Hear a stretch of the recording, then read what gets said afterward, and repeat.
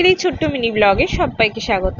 এইটা হচ্ছে ঠাকুরের বড় মার 132তম যেদিন জন্মদিন ছিল সেদিনকার ভিডিও। তো এডিট করার কারণে অনেকটা লেট হয়ে গেল। তো চলো ঠাকুর ঘরে চলে এসেছি, এসে ভালো করে ঠাকুর ঘরটা পরিষ্কার করে ক্লিন করে নিলাম। দেখো, চেষ্টা করেছি ভালো করে ভিডিওটা করার। দেখো সবাইকার ভালো লাগবে। তারপর মালা পরিয়ে দিয়ে দয়ালকে, বড় মাকে, বড়দাদাকে ভোগ নিবেদন করলাম আর একটু সাজিয়ে নিলাম। জানো তো, বড় মার জন্মদিন দিনের ঠিক 8টা 50 মিনিটে আমাদের সকল গুরু ভাই বোনদের বাতি জ্বালতে হয়। তো ওই জন্য একটা বাতি আর কিছুটা ধূপ নিয়ে নিয়েছিলাম। ঠিক 8টা 50 বাজতে উলুধ্বনি আর শঙ্খধ্বনি দিয়ে বাতিটা জ্বেলে দেওয়া দরকার।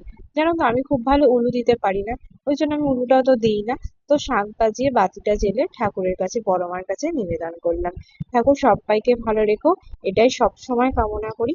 আজকে সারাটা দিন খুব ভালো কাটলো, যেহেতু বড় মার জন্মদিন বলে কথা। আর এই শ্রাবণ মাসটাই খুব ভালো কাটছে, কারণ কি, এখন তো শ্রাবণ পরিক্রমা চলছে, তাই না?